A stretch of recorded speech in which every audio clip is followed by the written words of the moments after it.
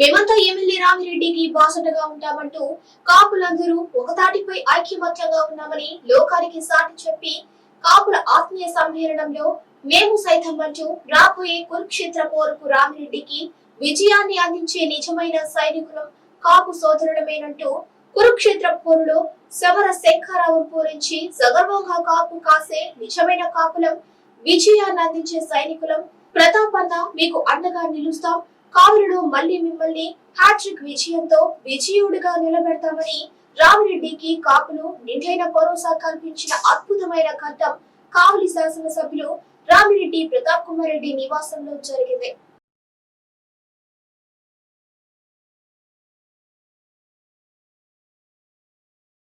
మేమంతా ఎమ్మెల్యే రామిరెడ్డికి బాసటగా ఉంటామంటూ కాపులందరూ ఒకతాటిపై ఐక్యమత్యంగా ఉన్నామని లోకానికి సాటి చెప్పి కాపుల ఆత్మీయ సమ్మేళనంలో మేము సైతం అంటూ రాబోయే కురుక్షేత్ర పోరుకు రామిరెడ్డికి విజయాన్ని అందించే నిజమైన సైనికులం కాపు సోదరులమేనంటూ కురుక్షేత్ర పోరులో సమర శంఖారావం పూరించి సగర్వంగా కాపు కాసే నిజమైన కాపులం, విజయాన్ని అందించే సైనికులం. ప్రతాపన్న మీకు అండగా నిలుస్తాం. కావులను మళ్లీ మిమ్మల్ని హ్యాట్రిక్ విజయంతో విజయుడిగా నిలబెడతామని రామిరెడ్డికి కాపులు నిండైన భరోసా కల్పించిన అద్భుతమైన ఘట్టం కావలి శాసనసభ్యులు రామిరెడ్డి ప్రతాప్ కుమార్ రెడ్డి నివాసంలో జరిగింది.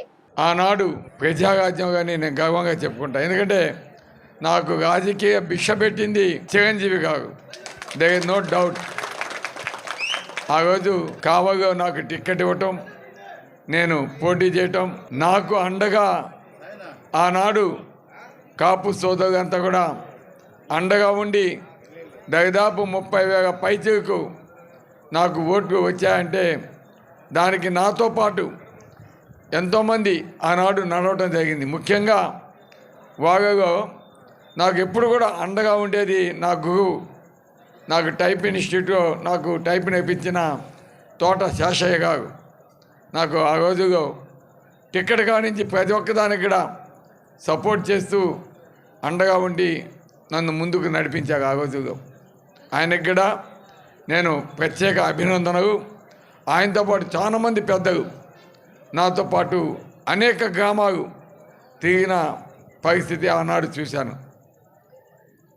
అటువంటి ఆప్యాయత నాకు కాపు సోదరులు కల్పించిన మాట వాస్తవం. కాకపోతే అప్పటి పరిస్థితుల్లో గౌరవ చిరంజీవి గారు పార్టీని కాంగ్రెస్ పార్టీలో విలీనం చేయాలని చేస్తున్న ప్రయత్నాలు, అప్పుడు అనుకోకుండా జరిగిన పరిమాణాలు, రాజశేఖర రెడ్డి గారు మరణించటం, జగన్మోహన్ రెడ్డి గారు సపరేట్గా కాంగ్రెస్ నుంచి విడిపోవటం, ఆ రోజుల్లో చిరంజీవి గారే కాంగ్రెస్తో కలిసి నడవాలని అనుకుంటున్న పరిస్థితిలో నేను కూడా ఆ కాంగ్రెస్ కంటే జగన్మోహన్ రెడ్డి గారితో నడిస్తే బాగుంటుందని ఆ రోజు వైఎస్ఆర్ కాంగ్రెస్ పార్టీలో నేను చేరటం, ఇవన్నీ కూడా యాదృచ్ఛికంగా ఆనాడు జరగటం చాలా అదన్నీ కూడా కావలి నియోజకవర్గ ప్రజల దగ్గర తెలుసు. 2014లో నేను ఎమ్మెల్యేగా పోటీ చేసినప్పుడు కావలి నియోజకవర్గంలో చాలా మంది కూడా నా వెనక ఉండి నన్ను సపోర్ట్ చేసిన మాట వాస్తవం. కానీ ఎందుకునో కొంతమంది పని కట్టుకొని తెలుగుదేశం నాయకులు, కొంతమంది కాపు నాయకులు నా మీద లేనిపోని దుష్ప్రచారం ఏ విధంగా చేస్తున్నారో ఆ విషయాన్ని నాతో పాటు కలిసి నడుస్తున్న కాపు సోదరులతోటి అనేక మార్లు కూడా నేను చర్చించాను. ఎందుకంటే ఎక్కడ కూడా కాపు సోదరుని కించపరిచిన పరిస్థితి లేదు. కానీ కావాలని పని కట్టుకొని కొంతమంది ఆ విధంగా ప్రచారం చేస్తున్నారు, ఇప్పటికీ కూడా చేస్తూ ఉన్నారు. ఈరోజు ఎందుకంటే ఆనాడు పెంచిగన్న భోగోగ మండలంలో మండల అధ్యక్షుడిగా నేను నియమించడం జరిగింది. అదేవిధంగా అల్లూరులో సాయి కుమార్ పార్టీలో ప్రముఖ పాత్ర పోషిస్తూ ఉన్నారు. దండా కృష్ణారెడ్డి తర్వాత తప్పకుండా కాపు సోదరుకి ఇంపార్టెంట్ ఉంటుంది.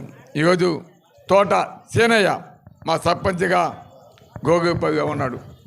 అదేవిధంగా సాయి కుమార్ ఈరోజు అల్లూరు మండలంలో ప్రముఖ పాత్ర పోషిస్తున్నాడు. ఇప్పటిదాకా తూపుకి పెంచగన్న భోగోగ మండలంలో ప్రముఖ పాత్ర పోషిస్తున్నాడు.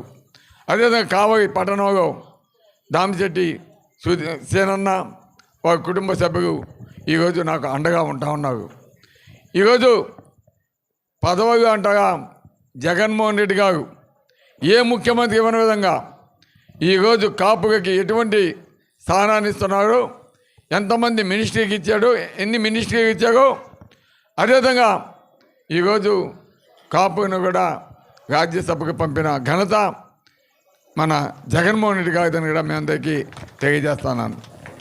అదేవిధంగా ఈరోజు ఒక పదవి కూడా నేను అనౌన్స్ చేయబోతున్నాను.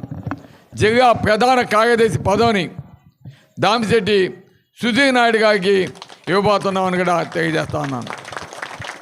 ఈరోజే తప్పకుండా ఈ విషయాన్ని విజయసాయి రెడ్డి గారికి తెలియజేసి ఆ పదవిని ఒక 2-3 రోజులుగా అనౌన్స్ చేసే విధంగా తప్పకుండా చేస్తున్నాను కూడా మీ అందరికీ తెలియజేస్తున్నాను. ఇక మీదట మీ అందరూ కూడా ఆలోచించండి. ఈరోజు మీకు ఏ సమస్య ఉన్నా కూడా డైరెక్ట్గా మా ఇంటికి కావచ్చు, నన్ను కలవచ్చు. మీకు ఆ సమస్యని నాకు చేతనైనంత వరకు, ఎందుకంటే నాకు ఒక బ్యాడ్ హ్యాబిట్ ఉంది. ఏంటంటే వచ్చినా కానీ తిప్పుకునే అలవాటు నాకు లేదు. అవుతుందా కాదా రెండే, చేయటమా లేదా. ఎందుకంటే కొంతమంది రాజకీయ నాయకులు మనం చూస్తూ ఉంటాం, వచ్చేదన్న సమస్య అడిగితే ఓకే చూస్తాం చేస్తాం, ఈ రోజుగా రేపుగా ఎగుండుగా. అటువంటి మా కాడ ఉండవు.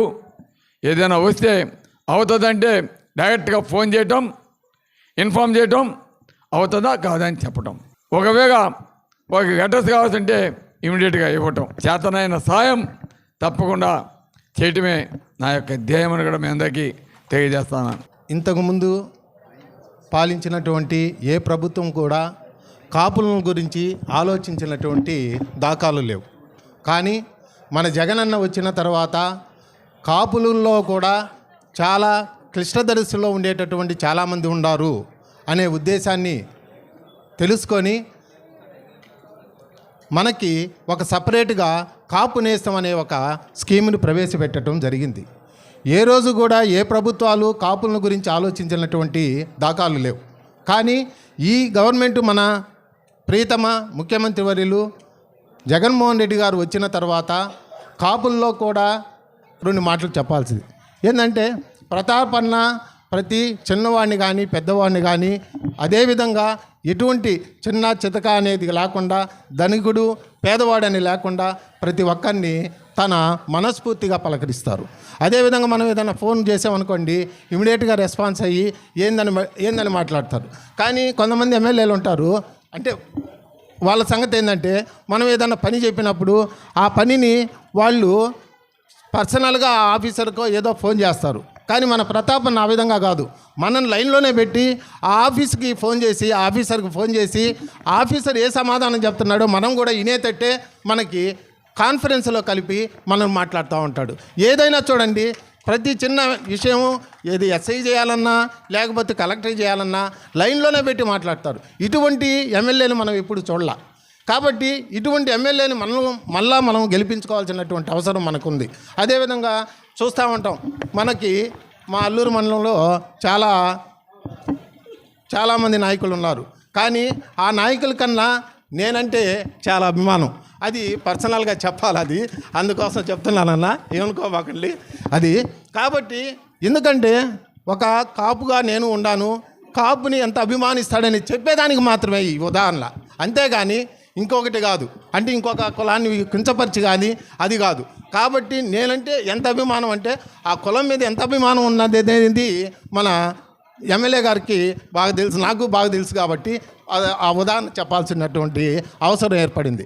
కాబట్టి ఇటువంటి మంచి వ్యక్తి మనకి మరలా ఎమ్మెల్యేగా ఉంటేనే మన సమస్యలన్నీ తీరుతాయి.